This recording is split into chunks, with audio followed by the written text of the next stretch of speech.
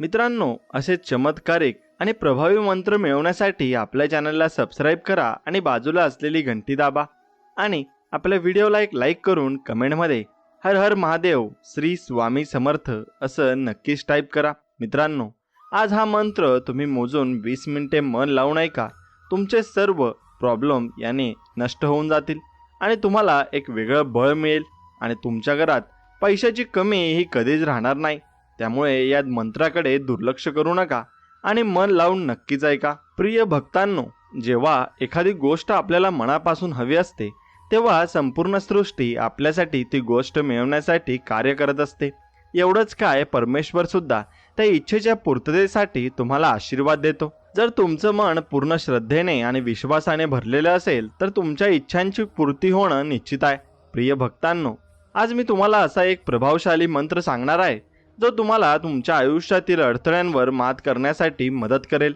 या मंत्राचा प्रभाव इतका मोठा आहे की तो ऐकताच तुमच्या मनातील नकारात्मक विचार दूर होतील आणि त्यांच्या जागी सकारात्मक ऊर्जा निर्माण होईल।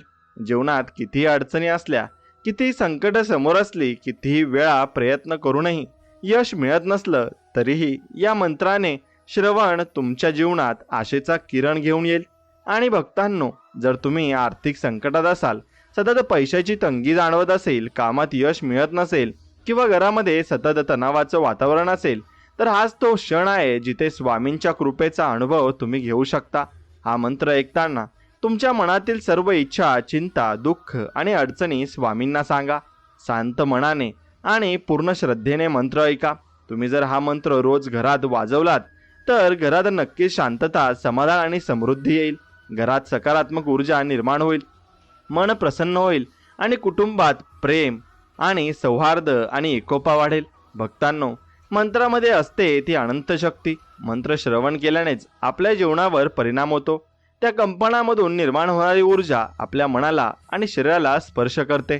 त्यामुळेच आजचा हा मंत्र तुम्ही वेळ काढून पूर्ण शांततेत आणि श्रद्धेने ऐकायला हवा। फक्त 10 मिनिटं, फक्त 10 मिनिटं रोज स्वामींसाठी द्या आणि पहा तुमच्या जीवनातील बदल। स्वामींचा हा चमत्कारिक मंत्र ऐकल्यानंतर अवघ्या 3 तासात तुम्हाला या मंत्राच्या शक्तीचा अनुभव येईल। तुमच्या मनात ज्या काही कठीण इच्छा असतील त्या सुद्धा हळूहळू पूर्ण नक्कीच होऊ लागतील। या मंत्राचे श्रवण म्हणजेच स्वामींच्या चरणाशी जोडणं। भक्तांनो, कोणतीही गोष्ट अशक्य नाही, फक्त विश्वास हवा, श्रद्धा हवी आणि मनापासून केलेली प्रार्थना हवी। तुम्ही जेव्हा मनापासून स्वामींना साथ घालता तेव्हा ते नक्कीच तुमचं ऐकतात। त्यामुळे तुमचं संपूर्ण लक्ष केंद्रित करा, स्वामींच्या नावाचा जप करा आणि हा मंत्र ऐका आणि तुमच्या सर्व मनोकामना पूर्ण होतील। भक्तांनो, हा मंत्र फक्त ऐकायचा नाही तर त्यामागे असलेल्या श्रद्धेला आणि भक्तीला समजून घ्यायचा आहे। स्वामींचा मंत्र म्हणजे तुमच्या जीवनाचा आधार आहे। एकदा हा अनुभव घेऊन बघा, स्वामी कसे तुमचं आयुष्य बदलतात। त्यामुळे आजपासूनच हा मंत्र ऐकण्याची सवय लावा आणि स्वामींच्या कृपेचा अनुभव घ्या। अंतःकरणातून मागा आणि स्वामी तुमचं जीवन सुख, समाधान आणि समृद्धीने परिपूर्ण करतील।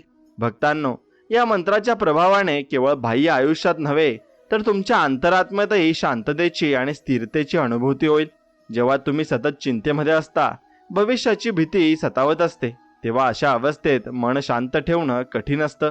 पण जेव्हा स्वामींचा मंत्र तुमच्या कानावर पडतो तेव्हा त्या दिव्य ध्वनितरंगाच्या स्पर्शाने तुमचं मन हळूहळू स्थिर होतं, विचार स्वच्छ होतात आणि नकारात्मकतेच्या जागी आशेचा आणि विश्वासाचा प्रकाश निर्माण होतो। प्रिय भक्तांनो, या मंत्राचे नियमित श्रवण केल्याने तुमच्या जीवनातील प्रत्येक गोष्टीत हळूहळू बदल होऊ लागतो। एखादं वेळचक्र जसं हळूहळू फिरतं आणि दिशा बदलतं, तसंच या मंत्रामुळे तुमचं नशीब बदलू लागतं।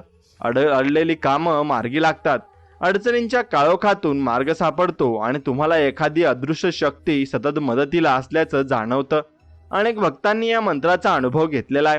त्यांच्या जीवनात घडलेले सकारात्मक बदल ही त्यांची साक्ष आहे आणि हे शब्द केवळ आश्वासक नाहीत तर अनुभवातून सिद्ध झालेले आहेत। तुम्ही देखील या अनुभवासाठी तयार व्हा। जीवनात एखादा असा आधार हवा असतो जो कधीही न ढळणारा असतो आणि तो आधार म्हणजे स्वामींचा मंत्र। हे ध्यान, ही प्रार्थना, ही भक्ती सर्व काही एकाच ठिकाणी एकत्रित होतं। या मंत्रामध्ये भक्तांनो, तुम्ही स्वामींवर श्रद्धा ठेवा आणि जेव्हा तुम्ही अंतःकरणातून त्यांना साथ घालता तेव्हा तो आवाज त्यांच्या चरणापर्यंत पोहोचतो आणि तेव्हा ते तुमच्या मागणीकडे दुर्लक्ष करत नाहीत। फक्त तुमचं मन शुद्ध असावं, प्रामाणिक असावं आणि इच्छाही स्वच्छ असावी. आजपासूनच तुम्ही हा मंत्र ऐकायला सुरुवात करा. सकाळी उठल्यावर किंवा रात्री झोपण्यापूर्वी जिथे शांतता असेल तिथे मन एकाग्र करता येईल अशा ठिकाणी बसून हा मंत्र ऐका. तुम्ही ऐकत असताना तुमच्या मनातील प्रत्येक इच्छा, चिंता आणि प्रार्थना मनातल्या मनात स्वामींना सांगा. विश्वास ठेवा, स्वामी लवकरच तुमच्या जीवनात चमत्कार नक्कीच घडवतील. आणि म्हणून तुम्ही हा मंत्र 108 वेळेस संपूर्ण नक्कीच ऐकायचा आहे. भक्तांनो, देव म्हणजे दूर कुठे बसलेली शक्ती नाही, ते आपल्या हृदयात असतात. फक्त त्यांच्याशी जोडून राहण्याची गरज असते. आणि हा मंत्र म्हणजे त्या जोडणीचा मार्ग आहे. आजपासून त्या मार्गावर पाऊल टाका. फक्त 10 मिनिटे रोज आणि स्वामी तुमचं संपूर्ण जीवन बदलतील. तुमचं आरोग्य, तुमचं धन, तुमचं कुटुंब, तुमचं नातं, तुमचं मन, प्रत्येक गोष्टीत चांगुलपणा येईल. म्हणूनच भक्तांनो, विलंब करू नका. ही संधी, हा क्षण आणि हा मंत्र या तिन्ही गोष्टींना आजपासून आपल्या आयुष्याचा भाग करा. स्वामींचा नामजप करा, मंत्र ऐका आणि पहा, स्वामी तुमचं जीवन आनंद, शांती आणि समाधानाने भरून टाकतात.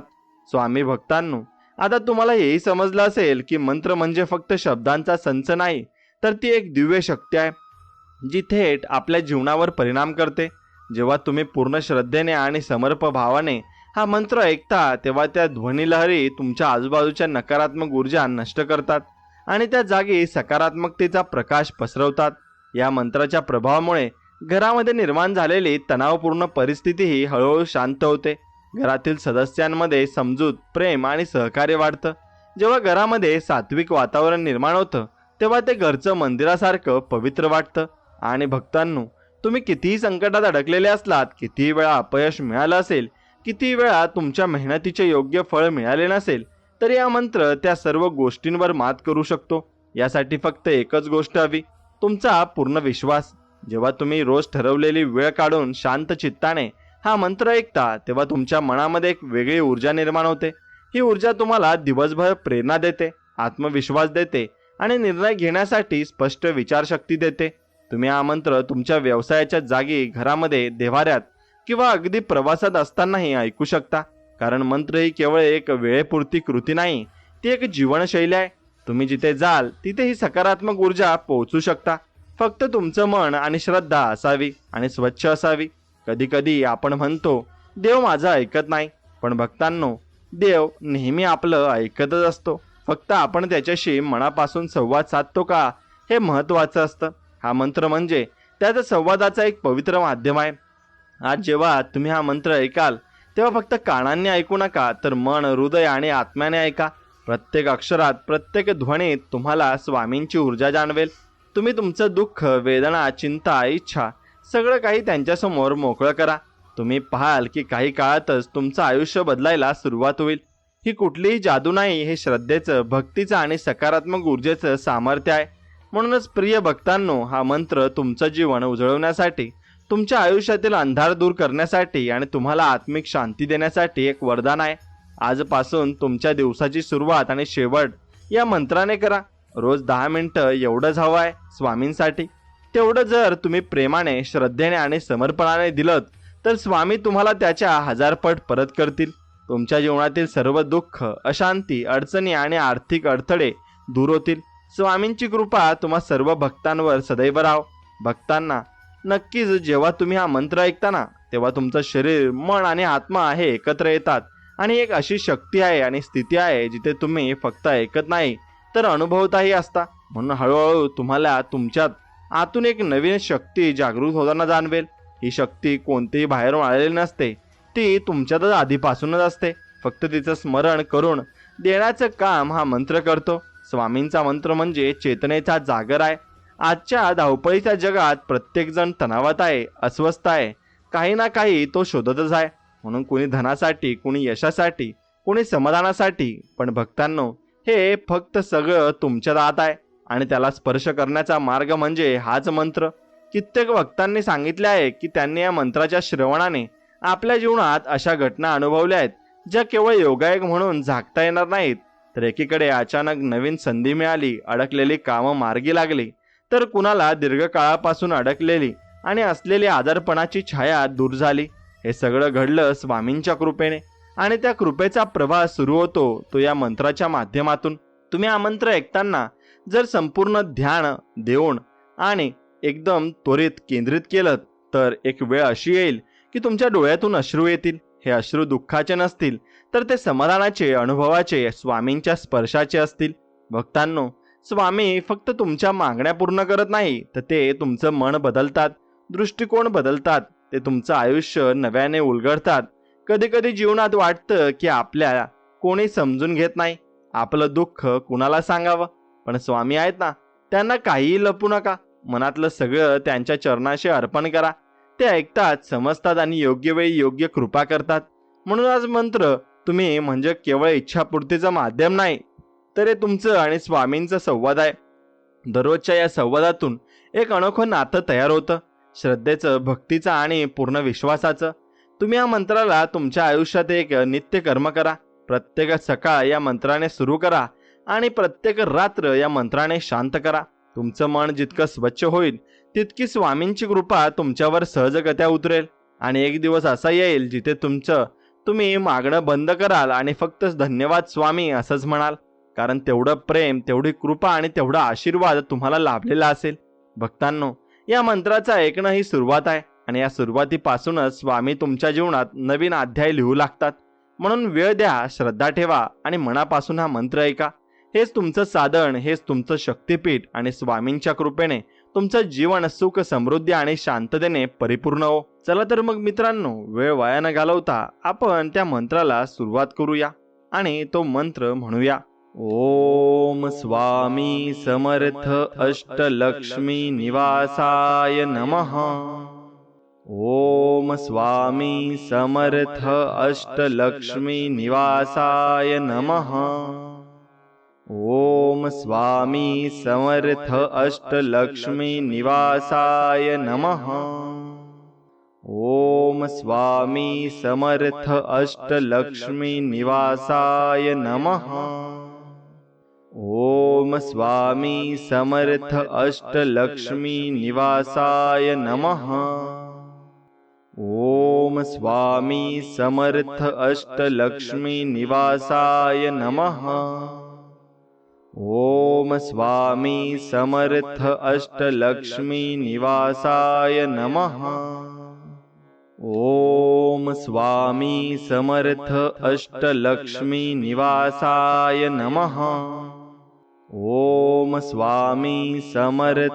अष्टलक्ष्मी निवासाय नमः. ओम स्वामी समर्थ अष्टलक्ष्मी निवासाय नमः. ओम स्वामी समर्थ अष्टलक्ष्मी निवासाय नमः. ओम स्वामी समर्थ अष्टलक्ष्मी निवासाय नमः. ओम स्वामी समर्थ अष्टलक्ष्मी निवासाय नमः. ओम स्वामी समर्थ अष्टलक्ष्मी निवासाय नमः. ओम स्वामी समर्थ अष्टलक्ष्मी निवासाय नमः. ओम स्वामी समर्थ अष्टलक्ष्मी निवासाय नमः. ओम स्वामी समर्थ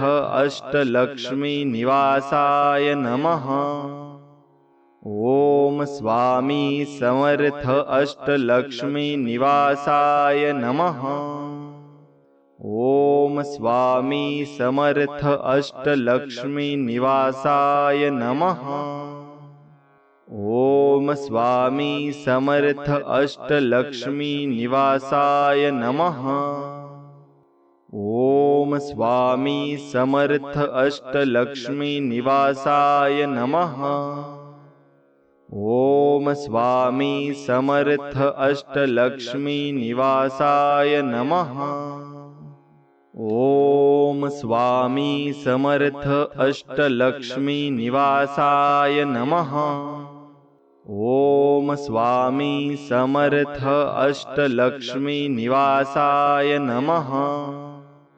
ओम स्वामी समर्थ अष्टलक्ष्मी निवासाय नमः.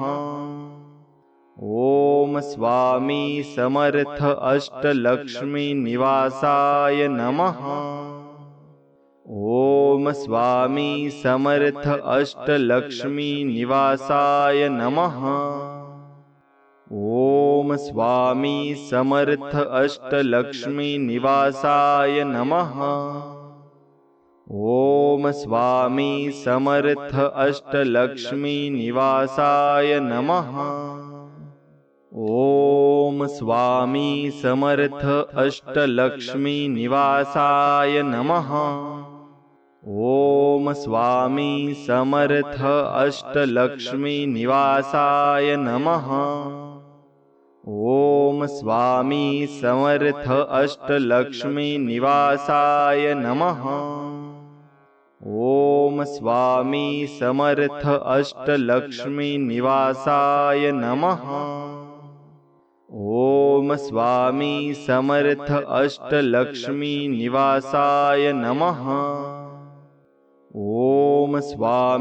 समर्थ अष्टलक्ष्मी निवासाय नमः। ओम स्वामी समर्थ अष्टलक्ष्मी निवासाय नमः। ओम स्वामी समर्थ अष्टलक्ष्मी निवासाय नमः। ओम स्वामी समर्थ अष्टलक्ष्मी निवासाय नमः। ओम स्वामी समर्थ अष्टलक्ष्मी निवासाय नमः। ओम स्वामी समर्थ अष्टलक्ष्मी निवासाय नमः। ओम स्वामी समर्थ अष्टलक्ष्मी निवासाय नमः। ओम स्वामी समर्थ अष्टलक्ष्मी निवासाय नमः। ओम स्वामी समर्थ अष्टलक्ष्मी निवासाय नमः। ओम स्वामी समर्थ अष्टलक्ष्मी निवासाय नमः।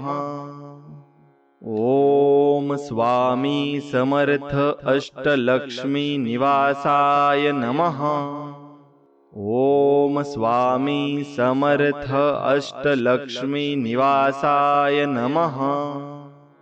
ओम स्वामी समर्थ अष्टलक्ष्मी निवासाय नमः। ओम स्वामी समर्थ अष्टलक्ष्मी निवासाय नमः। ओम स्वामी समर्थ अष्टलक्ष्मी निवासाय नमः। ओम स्वामी समर्थ अष्टलक्ष्मी निवासाय नमः। ओम स्वामी समर्थ अष्टलक्ष्मी निवासाय नमः। ओम स्वामी समर्थ अष्टलक्ष्मी निवासाय नमः। ओम स्वामी समर्थ अष्टलक्ष्मी निवासाय नमः। ओम स्वामी समर्थ अष्टलक्ष्मी निवासाय नमः। ओम स्वामी समर्थ अष्टलक्ष्मी निवासाय नमः। ओम स्वामी समर्थ अष्टलक्ष्मी निवासाय नमः। ओम स्वामी समर्थ अष्टलक्ष्मी निवासाय नमः। ओम स्वामी समर्थ अष्टलक्ष्मी निवासाय नमः। ओम स्वामी समर्थ अष्टलक्ष्मी निवासाय नमः। ओम स्वामी समर्थ अष्टलक्ष्मी निवासाय नमः। ओम स्वामी समर्थ अष्टलक्ष्मी निवासाय नमः। ओम स्वामी समर्थ अष्टलक्ष्मी निवासाय नमः। ओम स्वामी समर्थ अष्टलक्ष्मी निवासाय नमः। ओम स्वामी समर्थ अष्टलक्ष्मी निवासाय नमः। ओम स्वामी समर्थ अष्टलक्ष्मी निवासाय नमः। ओम स्वामी समर्थ अष्टलक्ष्मी निवासाय नमः। ओम स्वामी समर्थ अष्टलक्ष्मी निवासाय नमः। ओम स्वामी समर्थ अष्टलक्ष्मी निवासाय नमः। ओम स्वामी समर्थ अष्टलक्ष्मी निवासाय नमः। ओम स्वामी समर्थ अष्टलक्ष्मी निवासाय नमः। ओम स्वामी समर्थ अष्टलक्ष्मी निवासाय नमः। ओम स्वामी समर्थ अष्टलक्ष्मी निवासाय नमः। ओम स्वामी समर्थ अष्टलक्ष्मी निवासाय नमः। ओम स्वामी समर्थ अष्टलक्ष्मी निवासाय नमः। ओम स्वामी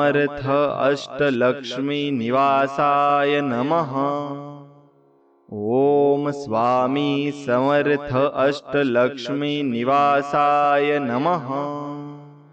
ओम स्वामी समर्थ अष्टलक्ष्मी निवासाय नमः।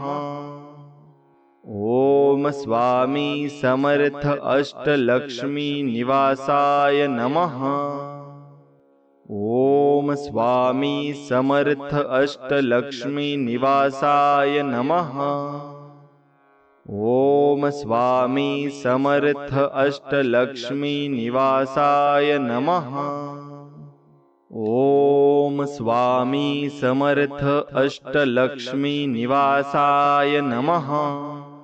ओम स्वामी समर्थ अष्टलक्ष्मी निवासाय नमः। ओम स्वामी समर्थ अष्टलक्ष्मी निवासाय नमः।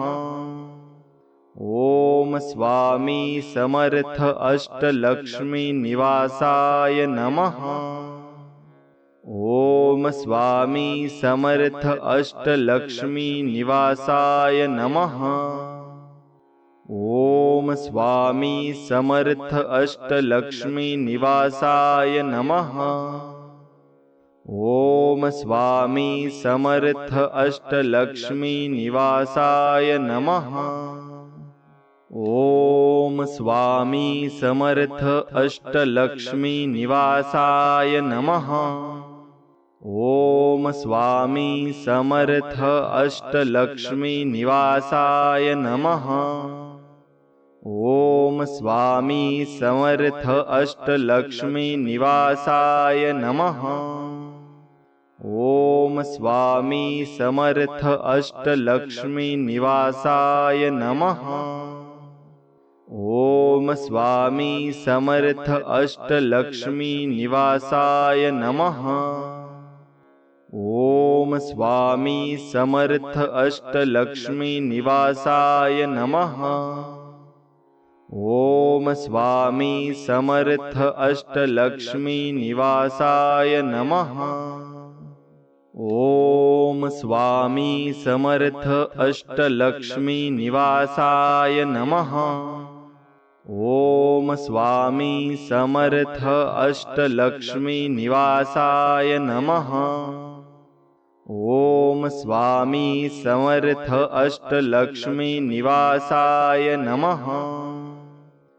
ओम स्वामी समर्थ अष्टलक्ष्मी निवासाय नमः।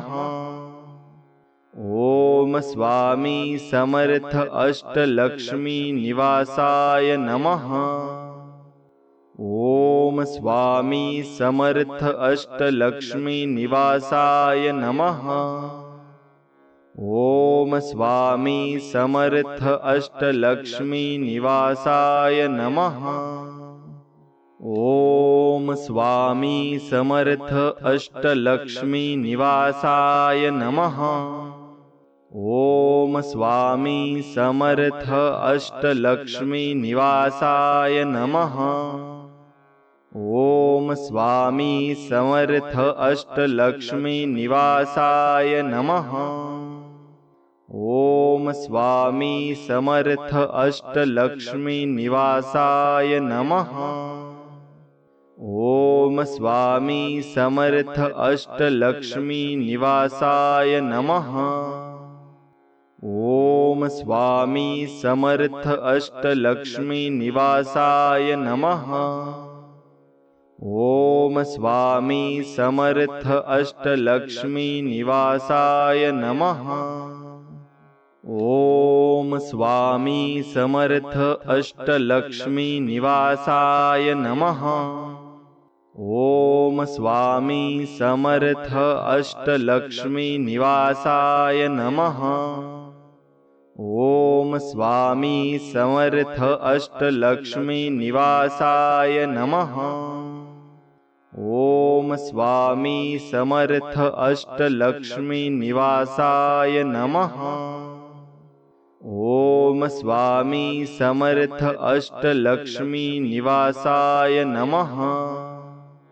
ओम स्वामी समर्थ अष्टलक्ष्मी निवासाय नमः। ओम स्वामी समर्थ अष्टलक्ष्मी निवासाय नमः। ओम स्वामी समर्थ अष्टलक्ष्मी निवासाय नमः। ओम स्वामी समर्थ अष्टलक्ष्मी निवासाय नमः। ओम स्वामी समर्थ अष्टलक्ष्मी निवासाय नमः। ओम स्वामी समर्थ अष्टलक्ष्मी निवासाय नमः। ओम स्वामी समर्थ अष्टलक्ष्मी निवासाय नमः। ओम स्वामी समर्थ अष्टलक्ष्मी निवासाय नमः। ओम स्वामी समर्थ अष्टलक्ष्मी निवासाय नमः। ओम स्वामी समर्थ अष्टलक्ष्मी निवासाय नमः। ओम स्वामी समर्थ अष्टलक्ष्मी निवासाय नमः। ओम स्वामी समर्थ अष्टलक्ष्मी निवासाय नमः। ओम स्वामी समर्थ अष्टलक्ष्मी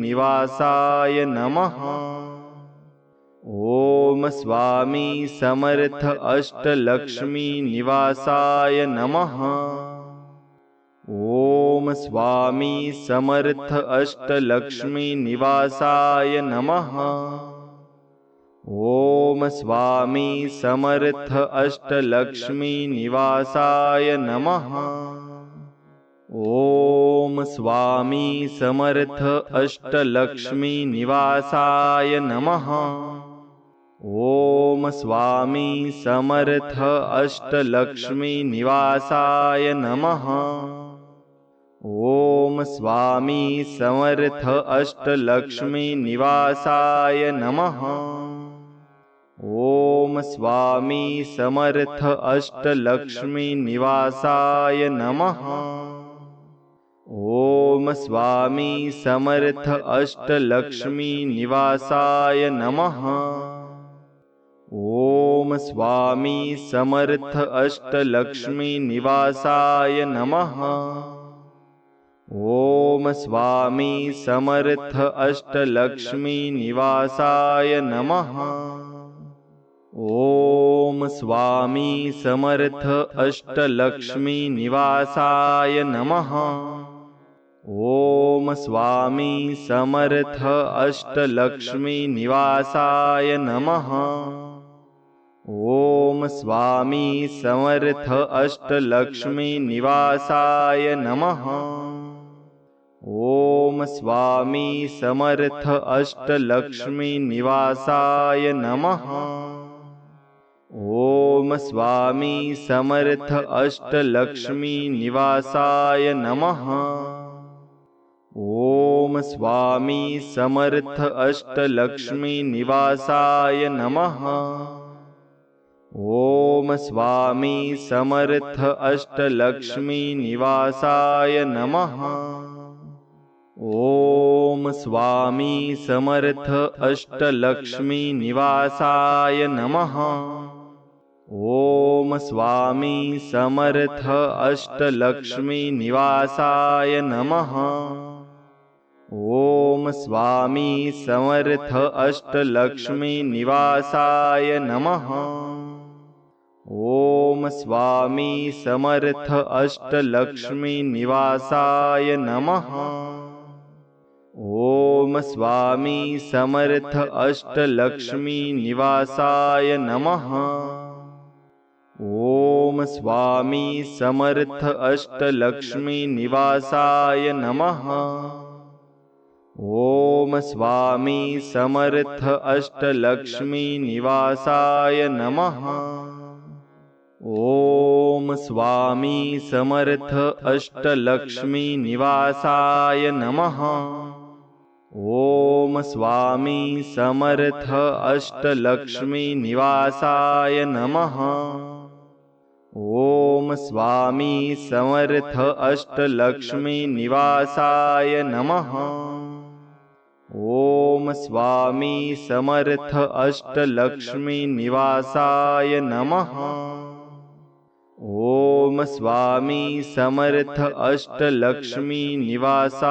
नमः। ओम स्वामी समर्थ अष्टलक्ष्मी निवासाय नमः। ओम स्वामी समर्थ अष्टलक्ष्मी निवासाय नमः। ओम स्वामी समर्थ अष्टलक्ष्मी निवासाय नमः। ओम स्वामी समर्थ अष्टलक्ष्मी निवासाय नमः। ओम स्वामी समर्थ अष्टलक्ष्मी निवासाय नमः। ओम स्वामी समर्थ अष्टलक्ष्मी निवासाय नमः। ओम स्वामी समर्थ अष्टलक्ष्मी निवासाय नमः। ओम स्वामी समर्थ अष्टलक्ष्मी निवासाय नमः। ओम स्वामी समर्थ अष्टलक्ष्मी निवासाय नमः। ओम स्वामी समर्थ अष्टलक्ष्मी निवासाय नमः। ओम स्वामी समर्थ अष्टलक्ष्मी निवासाय नमः। ओम स्वामी समर्थ अष्टलक्ष्मी निवासाय नमः। ओम स्वामी समर्थ अष्टलक्ष्मी निवासाय नमः। ओम स्वामी समर्थ अष्टलक्ष्मी निवासाय नमः। ओम स्वामी समर्थ अष्टलक्ष्मी निवासाय नमः।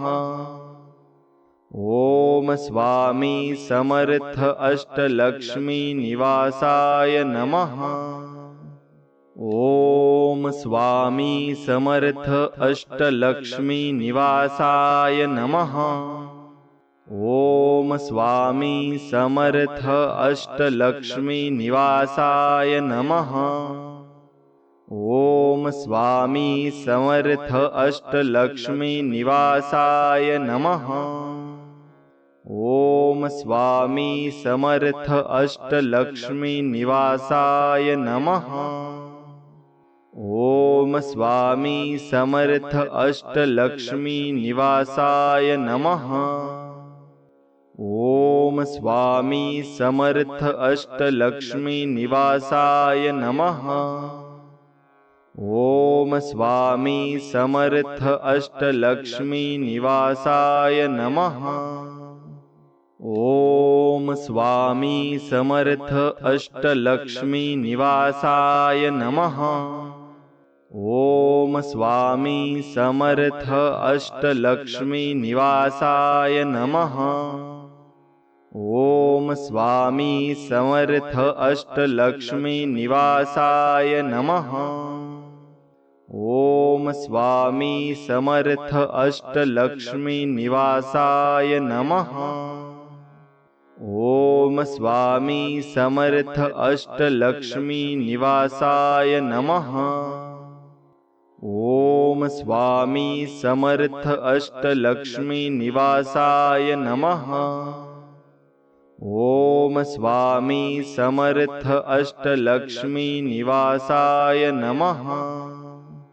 ओम स्वामी समर्थ अष्टलक्ष्मी निवासाय नमः।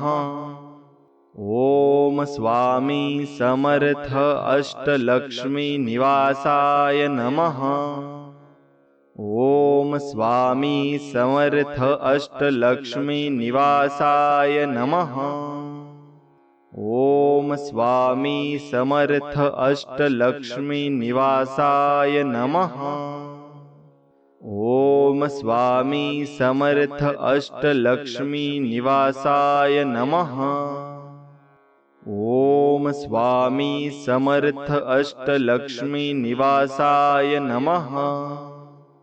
ओम स्वामी समर्थ अष्टलक्ष्मी निवासाय नमः। ओम स्वामी समर्थ अष्टलक्ष्मी निवासाय नमः। ओम स्वामी समर्थ अष्टलक्ष्मी निवासाय नमः। ओम स्वामी समर्थ अष्टलक्ष्मी निवासाय नमः। ओम स्वामी समर्थ अष्टलक्ष्मी निवासाय नमः। ओम स्वामी समर्थ अष्टलक्ष्मी निवासाय नमः। ओम स्वामी समर्थ अष्टलक्ष्मी निवासाय नमः। ओम स्वामी समर्थ अष्टलक्ष्मी निवासाय नमः। ओम स्वामी समर्थ अष्टलक्ष्मी निवासाय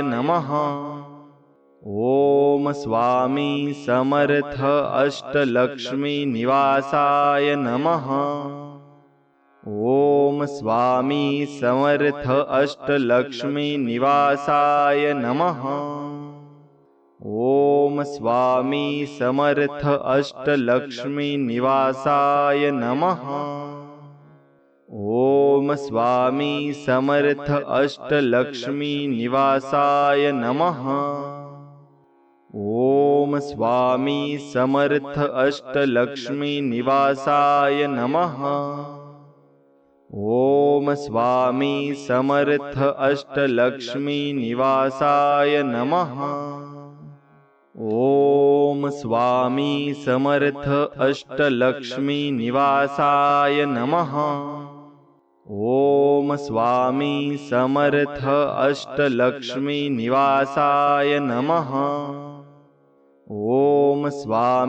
समर्थ अष्टलक्ष्मी निवासाय नमः। ओम स्वामी समर्थ अष्टलक्ष्मी निवासाय नमः। ओम स्वामी समर्थ अष्टलक्ष्मी निवासाय नमः। ओम स्वामी समर्थ अष्टलक्ष्मी निवासाय नमः। ओम स्वामी समर्थ अष्टलक्ष्मी निवासाय नमः। ओम स्वामी समर्थ अष्टलक्ष्मी निवासाय नमः। ओम स्वामी समर्थ अष्टलक्ष्मी निवासाय नमः। ओम स्वामी समर्थ अष्टलक्ष्मी निवासाय नमः। ओम स्वामी समर्थ अष्टलक्ष्मी निवासाय नमः। ओम स्वामी समर्थ अष्टलक्ष्मी निवासाय नमः। ओम स्वामी समर्थ अष्टलक्ष्मी निवासाय नमः। ओम स्वामी समर्थ अष्टलक्ष्मी निवासाय नमः। ओम स्वामी समर्थ अष्टलक्ष्मी निवासाय नमः। ओम स्वामी समर्थ अष्टलक्ष्मी निवासाय नमः। ओम स्वामी समर्थ अष्टलक्ष्मी निवासाय नमः। ओम स्वामी समर्थ अष्टलक्ष्मी निवासाय नमः। ओम स्वामी समर्थ अष्टलक्ष्मी निवासाय नमः। ओम स्वामी समर्थ अष्टलक्ष्मी निवासाय नमः। ओम ओम स्वामी समर्थ अष्टलक्ष्मी निवासाय नमः। ओम स्वामी समर्थ अष्टलक्ष्मी निवासाय नमः। ओम स्वामी समर्थ अष्टलक्ष्मी निवासाय नमः। ओम स्वामी समर्थ अष्टलक्ष्मी निवासाय नमः। ओम स्वामी समर्थ अष्टलक्ष्मी निवासाय नमः। ओम स्वामी समर्थ अष्टलक्ष्मी निवासाय नमः। ओम स्वामी समर्थ अष्टलक्ष्मी निवासाय नमः। ओम स्वामी समर्थ अष्टलक्ष्मी निवासाय नमः। ओम स्वामी समर्थ अष्टलक्ष्मी निवासाय नमः। ओम स्वामी समर्थ अष्टलक्ष्मी निवासाय नमः। ओम स्वामी समर्थ अष्टलक्ष्मी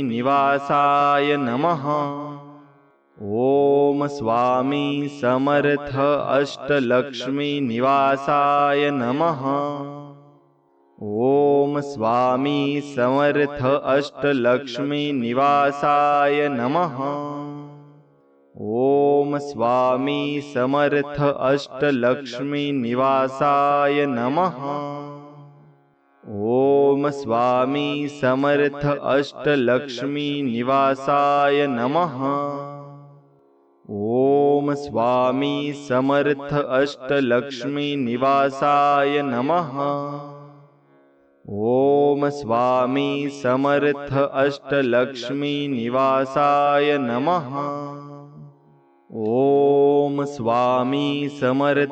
अष्टलक्ष्मी निवासाय नमः। ओम स्वामी समर्थ अष्टलक्ष्मी निवासाय नमः। ओम स्वामी समर्थ अष्टलक्ष्मी निवासाय नमः। ओम स्वामी समर्थ अष्टलक्ष्मी निवासाय नमः। ओम स्वामी समर्थ अष्टलक्ष्मी निवासाय नमः। ओम स्वामी समर्थ अष्टलक्ष्मी निवासाय नमः। ओम स्वामी समर्थ अष्टलक्ष्मी निवासाय नमः। ओम स्वामी समर्थ अष्टलक्ष्मी निवासाय नमः। ओम स्वामी समर्थ अष्टलक्ष्मी निवासाय नमः। ओम स्वामी समर्थ अष्टलक्ष्मी निवासाय नमः। ओम स्वामी समर्थ अष्टलक्ष्मी निवासाय नमः। ओम स्वामी समर्थ अष्टलक्ष्मी निवासाय नमः। ओम स्वामी समर्थ अष्टलक्ष्मी निवासाय नमः। ओम स्वामी समर्थ अष्टलक्ष्मी निवासाय नमः। ओम स्वामी समर्थ अष्टलक्ष्मी निवासाय नमः। ओम स्वामी समर्थ अष्टलक्ष्मी निवासाय नमः। ओम स्वामी समर्थ अष्टलक्ष्मी निवासाय नमः। ओम स्वामी समर्थ अष्टलक्ष्मी निवासाय नमः। ओम स्वामी समर्थ अष्टलक्ष्मी निवासाय नमः। ओम स्वामी समर्थ अष्टलक्ष्मी निवासाय नमः। ओम स्वामी समर्थ अष्टलक्ष्मी निवासाय नमः। ओम स्वामी समर्थ अष्टलक्ष्मी निवासाय नमः। ओम स्वामी समर्थ अष्टलक्ष्मी निवासाय नमः। ओम स्वामी समर्थ अष्टलक्ष्मी निवासाय नमः। ओम स्वामी समर्थ अष्टलक्ष्मी निवासाय नमः। ओम स्वामी समर्थ अष्टलक्ष्मी निवासाय नमः। ओम स्वामी समर्थ अष्टलक्ष्मी निवासाय नमः। ओम स्वामी समर्थ अष्टलक्ष्मी निवासाय नमः। ओम स्वामी समर्थ अष्टलक्ष्मी निवासाय नमः। ओम स्वामी समर्थ अष्टलक्ष्मी निवासाय नमः। ओम स्वामी समर्थ अष्टलक्ष्मी निवासाय नमः।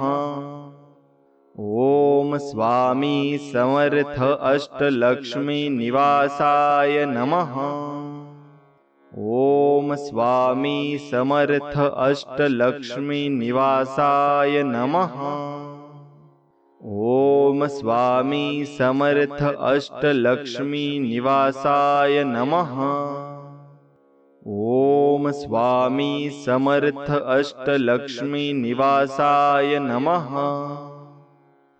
ओम स्वामी समर्थ अष्टलक्ष्मी निवासाय नमः। ओम स्वामी समर्थ अष्टलक्ष्मी निवासाय नमः।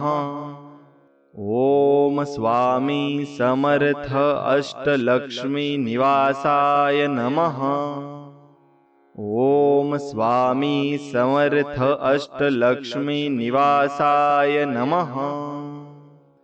ओम स्वामी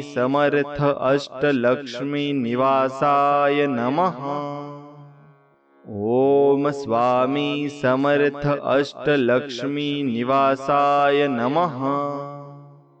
ओम स्वामी समर्थ अष्टलक्ष्मी निवासाय नमः। ओम स्वामी समर्थ अष्टलक्ष्मी निवासाय नमः। ओम स्वामी समर्थ अष्टलक्ष्मी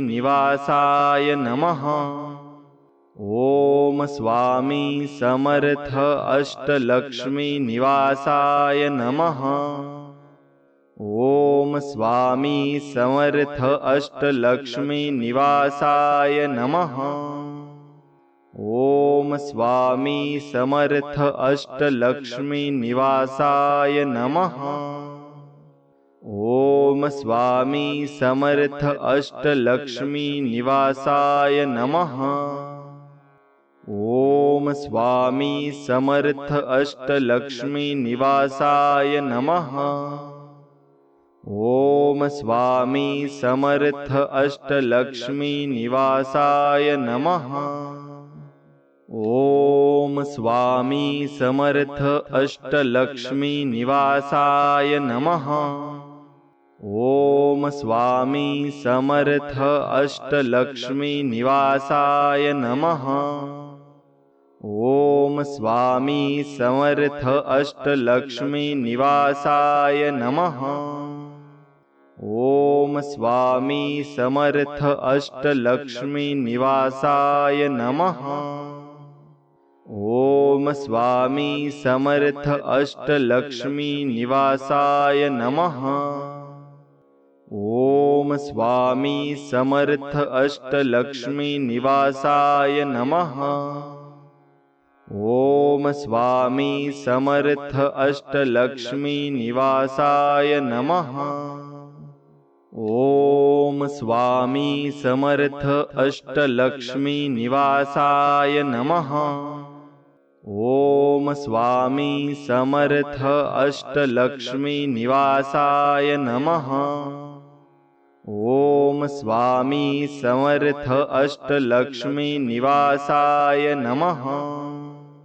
ओम स्वामी समर्थ अष्टलक्ष्मी निवासाय नमः। ओम स्वामी समर्थ अष्टलक्ष्मी निवासाय नमः। ओम ओम स्वामी समर्थ अष्टलक्ष्मी निवासाय नमः। ओम स्वामी समर्थ अष्टलक्ष्मी निवासाय नमः। ओम स्वामी समर्थ अष्टलक्ष्मी निवासाय नमः। ओम स्वामी समर्थ अष्टलक्ष्मी निवासाय नमः। ओम स्वामी समर्थ अष्टलक्ष्मी निवासाय नमः। ओम स्वामी समर्थ अष्टलक्ष्मी निवासाय नमः। ओम स्वामी समर्थ अष्टलक्ष्मी निवासाय नमः। ओम स्वामी समर्थ अष्टलक्ष्मी निवासाय नमः। ओम स्वामी समर्थ अष्टलक्ष्मी निवासाय नमः। ओम स्वामी समर्थ अष्टलक्ष्मी निवासाय नमः। ओम स्वामी समर्थ अष्टलक्ष्मी निवासाय नमः। ओम स्वामी समर्थ अष्टलक्ष्मी निवासाय नमः। ओम स्वामी समर्थ अष्टलक्ष्मी निवासाय नमः। ओम स्वामी समर्थ अष्टलक्ष्मी निवासाय नमः। ओम स्वामी समर्थ अष्टलक्ष्मी निवासाय नमः। ओम स्वामी समर्थ अष्टलक्ष्मी निवासाय नमः। ओम स्वामी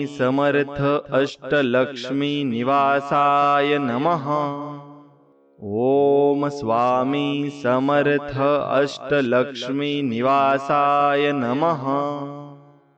ओम स्वामी समर्थ अष्टलक्ष्मी निवासाय नमः। ओम स्वामी समर्थ अष्टलक्ष्मी निवासाय नमः। ओम स्वामी समर्थ अष्टलक्ष्मी निवासाय नमः। ओम स्वामी समर्थ अष्टलक्ष्मी निवासाय नमः। ओम स्वामी समर्थ अष्टलक्ष्मी निवासाय नमः। ओम स्वामी समर्थ अष्टलक्ष्मी निवासाय नमः। ओम स्वामी समर्थ अष्टलक्ष्मी निवासाय नमः। ओम स्वामी समर्थ अष्टलक्ष्मी निवासाय नमः। ओम स्वामी समर्थ अष्टलक्ष्मी निवासाय नमः। ओम स्वामी समर्थ अष्टलक्ष्मी निवासाय नमः। ओम स्वामी समर्थ अष्टलक्ष्मी निवासाय नमः। ओम स्वामी समर्थ अष्टलक्ष्मी निवासाय नमः। ओम स्वामी समर्थ अष्टलक्ष्मी निवासाय नमः। ओम स्वामी समर्थ अष्टलक्ष्मी निवासाय नमः। ओम स्वामी समर्थ अष्टलक्ष्मी निवासाय नमः। ओम स्वामी समर्थ अष्टलक्ष्मी निवासाय नमः। ओम स्वामी समर्थ अष्टलक्ष्मी निवासाय नमः। ओम स्वामी समर्थ अष्टलक्ष्मी निवासाय नमः। ओम स्वामी समर्थ अष्टलक्ष्मी निवासाय नमः। ओम स्वामी समर्थ अष्टलक्ष्मी निवासाय नमः। ओम स्वामी समर्थ अष्टलक्ष्मी निवासाय नमः। ओम स्वामी समर्थ अष्टलक्ष्मी निवासाय नमः। ओम स्वामी समर्थ अष्टलक्ष्मी निवासाय नमः। ओम स्वामी समर्थ अष्टलक्ष्मी निवासाय नमः। ओम स्वामी समर्थ अष्टलक्ष्मी निवासाय नमः। ओम स्वामी समर्थ अष्टलक्ष्मी निवासाय नमः। ओम स्वामी समर्थ अष्टलक्ष्मी निवासाय नमः। ओम स्वामी समर्थ अष्टलक्ष्मी निवासाय नमः। ओम स्वामी समर्थ अष्टलक्ष्मी निवासाय नमः। ओम स्वामी समर्थ अष्टलक्ष्मी निवासाय नमः। ओम स्वामी समर्थ अष्टलक्ष्मी निवासाय नमः। ओम स्वामी समर्थ अष्टलक्ष्मी निवासाय नमः। ओम स्वामी समर्थ अष्टलक्ष्मी निवासाय नमः। ओम स्वामी समर्थ अष्टलक्ष्मी निवासाय नमः। ओम स्वामी समर्थ अष्टलक्ष्मी निवासाय नमः। ओम स्वामी समर्थ अष्टलक्ष्मी निवासाय नमः। ओम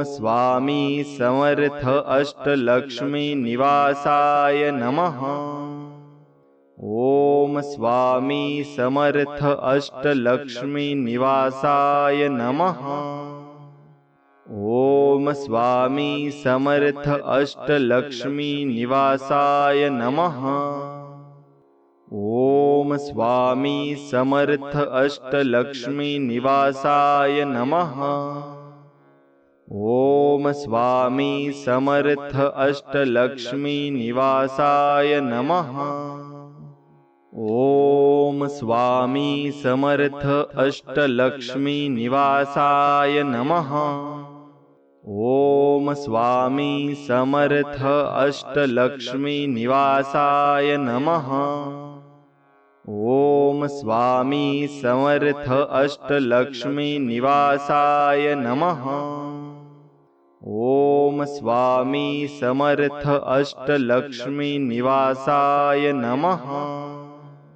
ओम स्वामी समर्थ अष्टलक्ष्मी निवासाय नमः। ओम स्वामी समर्थ अष्टलक्ष्मी निवासाय नमः। ओम स्वामी समर्थ अष्टलक्ष्मी निवासाय नमः। ओम स्वामी समर्थ अष्टलक्ष्मी निवासाय नमः। ओम स्वामी समर्थ अष्टलक्ष्मी निवासाय नमः। ओम स्वामी समर्थ अष्टलक्ष्मी निवासाय नमः। ओम स्वामी समर्थ अष्टलक्ष्मी निवासाय नमः। ओम स्वामी समर्थ अष्टलक्ष्मी निवासाय नमः। ओम स्वामी समर्थ अष्टलक्ष्मी निवासाय नमः। ओम स्वामी समर्थ अष्टलक्ष्मी निवासाय नमः। ओम स्वामी समर्थ अष्टलक्ष्मी निवासाय नमः। ओम स्वामी समर्थ अष्टलक्ष्मी निवासाय नमः। ओम स्वामी समर्थ अष्टलक्ष्मी निवासाय नमः। ओम स्वामी समर्थ अष्टलक्ष्मी निवासाय नमः। ओम स्वामी समर्थ अष्टलक्ष्मी निवासाय नमः। ओम स्वामी समर्थ अष्टलक्ष्मी निवासाय नमः। ओम स्वामी समर्थ अष्टलक्ष्मी निवासाय नमः। ओम स्वामी समर्थ अष्टलक्ष्मी निवासाय नमः। ओम स्वामी समर्थ अष्टलक्ष्मी निवासाय नमः। ओम स्वामी समर्थ अष्टलक्ष्मी निवासाय नमः। ओम स्वामी समर्थ अष्टलक्ष्मी निवासाय नमः। ओम स्वामी समर्थ अष्टलक्ष्मी निवासाय नमः।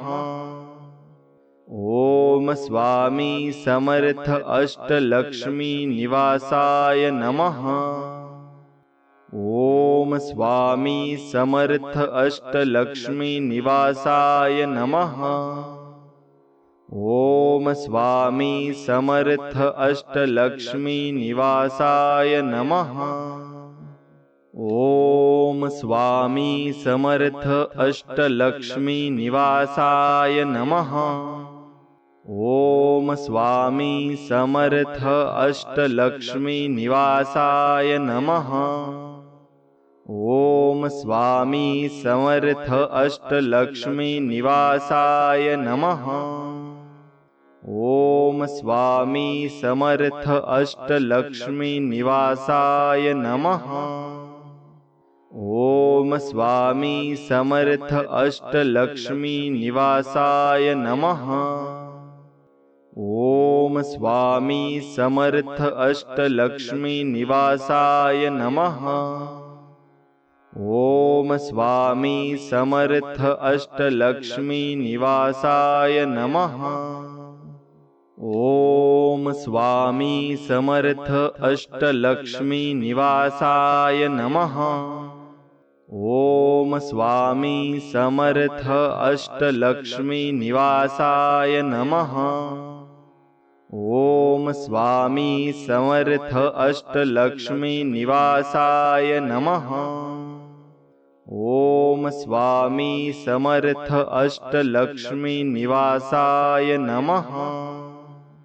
ओम स्वामी समर्थ अष्टलक्ष्मी निवासाय नमः। ओम स्वामी समर्थ अष्टलक्ष्मी निवासाय नमः। ओम स्वामी समर्थ अष्टलक्ष्मी निवासाय नमः। आणि मित्रांनो, हा व्हिडिओ जर तुम्हाला आवडला असेल तर नक्कीच आपल्या मित्रांसोबत पुढे शेअर करा आणि आपल्या व्हिडिओला एक लाईक करून चॅनलला सबस्क्राईब देखील नक्कीच करा।